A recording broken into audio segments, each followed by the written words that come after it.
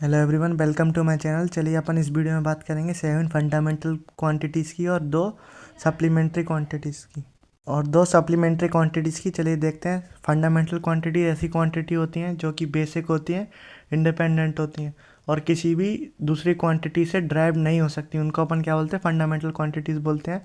तो कौन कौन सी होती है? पहली आपका length, mass, time, temperature, amount of substance, current और ल्यूमिनस इंटेंसिटी। इसको अपन दूसरा भी बोल सकते हैं अमाउंट ऑफ लाइट, या फिर ये भी बोल सकते हैं कि ये कितना अमाउंट में लाइट प्रोड्यूस कर सकती है, उसको अपन इंटेंसिटी बोलते हैं। ठीक है।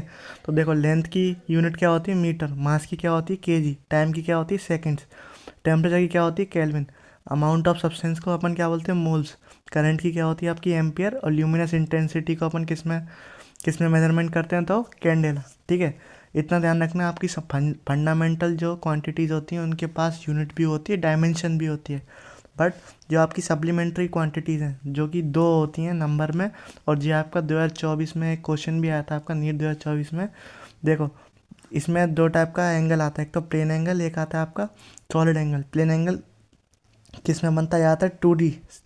ठीक है, 2D डायमेंशन में बनता है, और ये आपका 3D डायमेंशन में बनता है जैसे। और जो आपका प्लेन एंगल है उसकी जो यूनिट है वो आपकी क्या है? डिग्री। और जो आपका सॉलिड एंगल है उसकी यूनिट क्या है? आपकी रेडियन।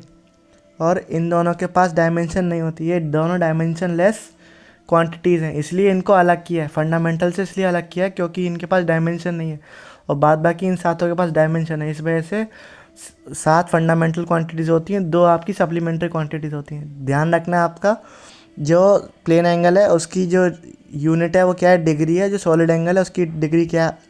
उसकी यूनिट क्या है? आपकी रेडियन है। और इन दोनों के पास कौन सी भी डायमेंशन नहीं होती। ठीक है, ये आपका नीट 2024 का क्वेश्चन था, इसलिए थोड़ा ध्यान से ये जितनी फंडामेंटल क्वांटिटी है, अगर आपको ये पता होंगी तो आप आराम से डायमेंशनल फार्मूला का कौन सा भी क्वेश्चन बना सकते हो। ठीक है, थैंक यू। मिलते हैं अगली वीडियो में।